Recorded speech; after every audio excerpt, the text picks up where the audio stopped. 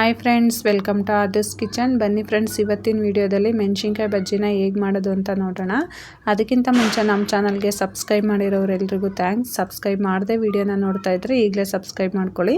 Video ನೋಡಿದ್ಮೇಲೆ ಒಂದು like ಮಾಡೋದನ್ನ ಮರಿಬೇಡಿ. ಹೀಗೆ ಯಾವಾಗಲೂ ವಿಡಿಯೋ ನೋಡಿ ಸಪೋರ್ಟ್ ಮಾಡ್ತಾಯಿರಿ ಫ್ರೆಂಡ್ಸ್.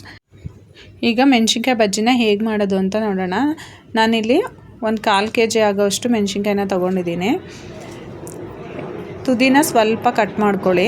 ಕಟ್ ಮಾಡ್ಕೊಂಡು ಫುಲ್ಲು ಅಂದರೆ ಒಂದು ಸೈಡ್ ಮಾತ್ರ ಈ ಥರ ಮಧ್ಯಕ್ಕೆ ಕಟ್ ಮಾಡ್ಕೋಬೇಕು. ನೋಡಿ, ಒಂದು ಸೈಡ್ ಮಾತ್ರ ಕಟ್ ಮಾಡ್ಕೊಂಡಿದ್ದೀನಿ ನಾನು. ನೋಡಿ, ಒಂದು ಸೈಡ್ ಮಾತ್ರ ಕಟ್ ಮಾಡ್ಕೊಂಡಿದ್ದೀನಿ. ನೀವು ಒಂದು ಮೆಣಸಿನ್ಕಾಯಲ್ಲಿ 2 ಪೀಸಾಗಿ ಮಧ್ಯಕ್ಕೆ ಫುಲ್ಲು ಕಟ್ ಮಾಡ್ಕೊಂಡು ಕೂಡ ಮಾಡ್ಬೋದು. ನಾನಿಲ್ಲಿ ಮಧ್ಯಕ್ಕೆ ಮಸಾಲೆನ ತುಂಬೋದಕ್ಕೋಸ್ಕರ ನಾನು ಉಂಡೆ ಒಂದು ಮೆಣಸಿನ್ಕಾಯಿನ ಪೂರ್ತಿ ಹಾಕ್ತಾಯಿದ್ದೀನಿ. ಈ ಥರ ಮಧ್ಯಕ್ಕಷ್ಟೇ ಓಪನ್ ಮಾಡಿ ಇಟ್ಕೊಂಡಿದ್ದೀನಿ. ಈಗ ನಾನಿಲ್ಲಿ 1.5 ಕಪ್ಪಷ್ಟು ಕಡಲೆ ಹಿಟ್ಟನ್ನು ಹಾಕ್ಕೊತಾ ಇದ್ದೀನಿ. ಅಂದರೆ ಒಂದು 200 ಗ್ರಾಮಷ್ಟು ಕಡಲೆ ಹಿಟ್ಟನ್ನು ಹಾಕ್ಕೊತಾ ಇದ್ದೀನಿ. ನೀವು ಎಷ್ಟು ಕ್ವಾಂಟಿಟಿಲಿ ಮಾಡ್ಕೊತೀರಾ ಅಷ್ಟು ಕಡಲೆ ಹಿಟ್ಟನ್ನು ಹಾಕ್ಕೊಳ್ಳಿ. ಮತ್ತು 1 ಸ್ಪೂನಷ್ಟು ಅಕ್ಕಿ ಹಿಟ್ಟನ್ನು ಸೇರಿಸ್ತಾ ಇದ್ದೀನಿ. ಮತ್ತು ರುಚಿಗೆ ತಕ್ಕಷ್ಟು ಉಪ್ಪು, ಸ್ವಲ್ಪ ಚಿಲ್ಲಿ ಪೌಡ್ರನ್ನ ಹಾಕ್ಕೊತಾ ಇದ್ದೀನಿ. ಸ್ವಲ್ಪ ಅಜ್ವಾನ ಸೇರಿಸ್ತಾ ಇದ್ದೀನಿ. ನೀವು ಅಜ್ವಾನ ಬದಲಿಗೆ ಜೀರಿಗೆ ಕೂಡ ಹಾಕೋಬೋದು. ಸ್ವಲ್ಪ ಅಡುಗೆ ಸೋಡಾನ ಹಾಕ್ತಾಯಿದ್ದೀನಿ. 1 ಸ್ಪೂನಷ್ಟು ಕಾಯ್ದಿರೋ ಅಂಥ ಎಣ್ಣೆನ ಹಾಕ್ಕೊತಾ ಇದ್ದೀನಿ. ಇದೆಲ್ಲದನ್ನು ಚೆನ್ನಾಗಿ ಗಂಟಿಲ್ಲದೆ ಇರೋ ಥರ ನೀಟಾಗಿ ಮಿಕ್ಸ್ ಮಾಡ್ಕೋಬೇಕು. ನೀವು ಒಂದೇ ಸಲ ನೀರು ಹಾಕಿ ಮಿಕ್ಸ್ ಮಾಡ್ಕೋಬೇಡಿ, ಸ್ವಲ್ಪನೇ ನೀರು ಹಾಕಿ ಮಿಕ್ಸ್ ಮಾಡ್ಕೊಳ್ಳಿ. ತೆಳ್ಳಗಾಗ್ಬಿಟ್ರೂ ಮೆಣಸಿನ್ಕಾಯಿಗೆ ಕಡಲೆ ಹಿಟ್ಟು ಅಂಟ್ಕೊಳ್ಳೋದಿಲ್ಲ, ಸ್ವಲ್ಪ ಗಟ್ಟಿಗೆ ಇರಬೇಕು. ಹಾಗಾಗಿ ಸ್ವಲ್ಪನೇ ನೀರು ಹಾಕಿ ಮಿಕ್ಸ್ ಮಾಡ್ಕೊಳ್ಳಿ.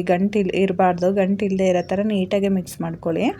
ಒಂದೊಂದು ಮೆಣಸಿನ್ಕಾಯಿ ತುಂಬಾ ಖಾರ ಇರುತ್ತೆ, ಒಂದೊಂದು ಖಾರ ಇರೋದಿಲ್ಲ. ಸಂಜೆ ಟೀ ಜೊತೆ ಈ ಮೆಣಸಿನ್ಕಾಯಿ ಬಜ್ಜಿ ತುಂಬಾ ಚೆನ್ನಾಗಿರುತ್ತೆ ತಿನ್ನೋಕ್ಕೆ. ಅದು ಈ ಥರ ಚಳಿ ಮತ್ತು ಮಳೆ ವೆದರಲ್ಲಂತೂ ತುಂಬ ಚೆನ್ನಾಗಿರುತ್ತೆ. ಸಂಜೆ ಹೊತ್ತು ಟೀ ಜೊತೆ ಬಿಸಿ ಬಿಸಿ ಬಜ್ಜಿ ತಿಂತಾಯಿದ್ರೆ ಎಷ್ಟು ತಿಂದ್ರೂ ಗೊತ್ತಾಗೋದೇ ಇಲ್ಲ, ಇನ್ನೂ ತಿಂತಾ ಇರೋಣ ಅನ್ನೋ ಥರ ಅನಿಸುತ್ತೆ. ಮತ್ತು ಊಟಕ್ಕೆ ಸೈಡ್ಸಿಗೂ ಕೂಡ ತುಂಬಾ ಚೆನ್ನಾಗಿರುತ್ತೆ. ಈ ಥರ ನೀಟಾಗೆ ಮಿಕ್ಸ್ ಮಾಡ್ಕೋಬೇಕು, ಗಂಟಿಲ್ಲದೆ ಇರೋ ಥರ ನೀಟಾಗೆ ಮಿಕ್ಸ್ ಮಾಡ್ಕೊಳ್ಳಿ. ಕಲಿಸ್ಕೊಂಡಾದ್ಮೇಲೆ ನಾನಿಲ್ಲಿ ಮೆಣಸಿನ್ಕಾಯಿನ ತೊಗೊಂಡಿದ್ದೀನಿ. ಮೆಣಸಿನ್ಕಾಯಿನ ತೊಗೊಂಡು ಈ ಥರ ನೀಟಾಗೆ ಮೆಣಸಿನ್ಕಾಯಿ ಸುತ್ತನ ನೀಟಾಗೆ ಕಡಲೆ ಹಿಟ್ಟನ್ನು ಹತ್ಕೋಬೇಕು. ನೀಟಾಗಿ ಈ ಥರ ಕಡಲೆ ಹಿಟ್ಟಲ್ಲಿ ಹದ್ದಿ ಕಾಯ್ದಿರೋ ಎಣ್ಣೆಗೆ ಹಾಕ್ಕೋಬೇಕು. ಎಣ್ಣೆನೂ ಅಷ್ಟೇ ಚೆನ್ನಾಗಿ ಕಾಯ್ದಿರಬೇಕು ಎಣ್ಣೆ. ನೀವು ಎಣ್ಣೆ ಕಾಯ್ದೇನೆ ಹಾಗೆ ಹಾಕ್ಬಿಟ್ರೆ ಎಣ್ಣೆ ಕುಡಿದ್ಬಿಡುತ್ತೆ ಮೆಣಸಿನ್ಕಾಯಿ ಬಜ್ಜಿ. ಈ ಥರ ಒಂದೊಂದೇ ಕಡಲೆ ಹಿಟ್ಟಿಗೆ ಹೆಜ್ಜಿ ಹಾಕ್ಕೊಡಿ. ನೀಟಾಗೆ ಫಿಲ್ ಆಗಬೇಕು ಸುತ್ತನೂ. ತೆಳ್ಳಗೂ ಕಲಿಸ್ಕೋಬಾರ್ದು. ತೆಳ್ಳಗೆ ಕಲಿಸ್ಕೊಂಬಿಟ್ರೆ ನೀವು ಮೆಣಸಿನ್ಕಾಯಿಗೆ ಅಂಟ್ಕೊಳ್ಳೋದಿಲ್ಲ ಕಡಲೆ ಹಿಟ್ಟು, ಸ್ವಲ್ಪ ಗಟ್ಟಿಗೆ ಇರಬೇಕು. ಮೆಣಸಿನ್ಕಾಯಿ ತುಂಬ ದಪ್ಪ ಇದೆ, ಹಾಗಾಗಿ ಬಜ್ಜಿನೂ ಕೂಡ ತುಂಬ ದಪ್ಪ ಅನಿಸ್ತಾ ಇದೆ.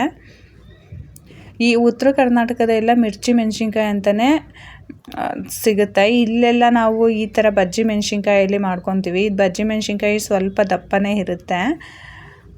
ನಾನು ಆಗಲೇ ಹೇಳಿದ್ನಲ್ಲ, ನಾನು ಮಧ್ಯದಲ್ಲಿ ಸ್ವಲ್ಪ ಕಟ್ ಮಾಡಿ ಈರುಳ್ಳಿ, ಕ್ಯಾರೆಟು, ಕೊತ್ತಂಬರಿ ಸೊಪ್ಪೆಲ್ಲ ಸೇರಿಸಿ ತಿನ್ನೋದ್ರಿಂದನೂ ಬಜ್ಜಿ ಚೆನ್ನಾಗಿರುತ್ತೆ ಅನ್ನೋದಕ್ಕೋಸ್ಕರ ನಾನು ಈ ಥರ ಉಂಡೆ ಮೆಣಸಿನ್ಕಾಯಿನೇ ಹಾಕ್ಕೊಂಡಿದ್ದೀನಿ. ಇಲ್ಲ ಅಂದರೆ ನೀವು ಮಧ್ಯಕ್ಕೆ ಕಟ್ ಮಾಡಿ ಒಂದು ಮೆಣಸಿನ್ಕಾಯಲ್ಲಿ 2 ಭಾಗ ಇಲ್ಲಾಂದರೆ 4 ಭಾಗ ಆಗಿ ಕಟ್ ಮಾಡ್ಕೊಂಡು ಕೂಡ ಮಾಡ್ಬೋದು ಬಜ್ಜಿನೂ ಕೂಡ ಸುತ್ತ ನೀಟಾಗೆ ಬೇಯಬೇಕು. ನೀಟಾಗಿ ಈ ಥರ ತಿರುಗಿಸಿ ಎಲ್ಲ ಕಡೆಯೂ ನೀಟಾಗಿ ಬೇಯಿಸ್ಕೋಬೇಕು. ನೋಡಿ, ಕಲರ್ ಕೂಡ ಚೇಂಜ್ ಆಗಿದೆ. ಇಷ್ಟು ಬೆಂದರೆ ಸಾಕು, ಬಜ್ಜಿ ಕರೆಕ್ಟಾಗಿ ಬೆಂದಿದೆ. ಇದನ್ನು ನಾನು ಸಪ್ರೇಟಾಗಿ ಒಂದು ಪ್ಲೇಟಿಗೆ ತೆಗೆದಿಟ್ಕೊತಾ ಇದ್ದೀನಿ. ಇದೇ ರೀತಿ ಎಲ್ಲ ಬಜ್ಜಿಗಳನ್ನ ನಾನು ಬೇಯಿಸ್ಕೊತಾ ಇದ್ದೀನಿ. ಈಗ ನಾನು ಆಗಲೇ ಹೇಳ್ದಂಗೆ ಸ್ವಲ್ಪ ಕ್ಯಾರೆಟು, ಈರುಳ್ಳಿ ಮತ್ತು ಸ್ವಲ್ಪ ಕೊತ್ತಂಬರಿ ಸೊಪ್ಪನ್ನ ನಾನು ಕಟ್ ಮಾಡಿ ಇಟ್ಕೊಂಡಿದ್ದೀನಿ. ಕ್ಯಾರೆಟ್ನ ತುರ್ಕೊಂಡಿದ್ದೀನಿ. ಇದನ್ನು 3 ಕೂಡ ಈ ಥರ ಮಿಕ್ಸ್ ಮಾಡ್ಕೊತಾ ಇದ್ದೀನಿ. ನೋಡಿ, 3 ಮಿಕ್ಸ್ ಮಾಡಿ ಬಜ್ಜಿನ ನಾವು ಆಗಲೇ ಮಧ್ಯಕ್ಕೆ ಕಟ್ ಮಾಡ್ಕೊಂಡಿದ್ವಲ್ಲ, ಅಲ್ಲೇ ಇನ್ನೊಂದು ಸಲ ನೀಟಾಗಿ ಈ ಥರ ಕಟ್ ಮಾಡ್ಕೊಳ್ಳಿ. ಈ ಥರ ಮಧ್ಯಕ್ಕೆ ಈರುಳ್ಳಿ, ಕೊತ್ತಂಬರಿ ಸೊಪ್ಪು, ಕ್ಯಾರೆಟು ಎಲ್ಲ ನೀಟಾಗೆ ಫಿಲ್ ಮಾಡಿ ತಿಂದರೆ ತುಂಬಾ ರುಚಿಯಾಗಿರುತ್ತೆ ಬಜ್ಜಿ. ನೀವು ಬೇಕಂದರೆ ಇದಕ್ಕೆ ಸ್ವಲ್ಪ ನಿಂಬೆ ರಸ, ಇನ್ನೊಂದು ಸ್ವಲ್ಪ ಮೆಣಸಿನ್ಕಾಯಿ ಖಾರ ಇಲ್ಲ ಅಂದರೆ ಇನ್ನೊಂದು ಸ್ವಲ್ಪ ಚಿಲ್ಲಿ ಪೌಡ್ರನ್ನು ಕೂಡ ಸ್ವಲ್ಪ ಸೇರಿಸ್ಕೊಂಡು ತಿಂದರೆ ಖಾರವಾಗಿ ಬಿಸಿ ಬಿಸಿಯಾಗಿ ತುಂಬ ಚೆನ್ನಾಗಿರುತ್ತೆ. ನೋಡಿ, ಈ ಥರ ಮಧ್ಯಕ್ಕೆ ಓಪನ್ ಮಾಡಿ ಮಧ್ಯಕ್ಕೆ ಸ್ವಲ್ಪ ಈರುಳ್ಳಿ, ಕ್ಯಾರೆಟು ಮತ್ತು ಕೊತ್ತಂಬರಿ ಸೊಪ್ಪನ್ನ ನಾನು ಫಿಲ್ ಮಾಡ್ತಾಯಿದ್ದೀನಿ. ಈ ರೀತಿನೇ ಮಾಡಬೇಕು ಅಂತಲೇ ಏನಿಲ್ಲ, ನಾವು ಹಾಗೆ ಕೂಡ ತಿನ್ಬೋದು. ನಾನು ಆಗಲೇ ಹೇಳಿದ್ನಲ್ಲ, ಹಾಗೆ ಮಾಡೋದಾದರೆ ನಾವು ಮೆಣಸಿನ್ಕಾಯಿನ ಮಧ್ಯಕ್ಕೆ ಕಟ್ ಮಾಡ್ಕೋಬೋದು ಬಜ್ಜಿನ. ನೀವು ಒಂದ್ಸಲ ಈ ರೆಸಿಪಿನ ಟ್ರೈ ಮಾಡಿ ಹೇಗಿತ್ತು ಅಂತ ಕಮೆಂಟ್ ಮಾಡಿ ತಿಳಿಸಿ. ವಿಡಿಯೋ ಇಷ್ಟ ಆಗಿದ್ರೆ ನಿಮ್ಮ ಫ್ಯಾಮಿಲಿ ಫ್ರೆಂಡ್ಸಿಗೂ ಕೂಡ ಶೇರ್ ಮಾಡಿ. ವಿಡಿಯೋ ನೋಡಿದ್ಮೇಲೆ ಒಂದು ಲೈಕ್ ಮಾಡೋದನ್ನ ಮರಿಬೇಡಿ. ಹೀಗೆ ಯಾವಾಗಲೂ ನಮ್ಮ ವಿಡಿಯೋನ ನೋಡಿ ಸಪೋರ್ಟ್ ಮಾಡ್ತಾಯಿರಿ. ಸಪೋರ್ಟ್ ಮಾಡಿರೋರೆಲ್ರಿಗೂ ಥ್ಯಾಂಕ್ಸ್. ಮತ್ತೆ ಒಂದು ಹೊಸ ರೆಸಿಪಿ ಜೊತೆ ಮುಂದಿನ ವಿಡಿಯೋದಲ್ಲಿ ಸಿಗ್ತೀನಿ. Thank you for watching. ಈ ವಿಡಿಯೋ ನಿಮ್ಗೆ ಇಷ್ಟ ಆಗಿದ್ರೆ ಲೈಕ್ ಮಾಡಿ, ಶೇರ್ ಮಾಡಿ, ಸಬ್ಸ್ಕ್ರೈಬ್ ಮಾಡಿ, ಮತ್ತೆ ಬೆಲ್ ಹೊಡೆಯೋದನ್ನ ಮರಿಬೇಡಿ.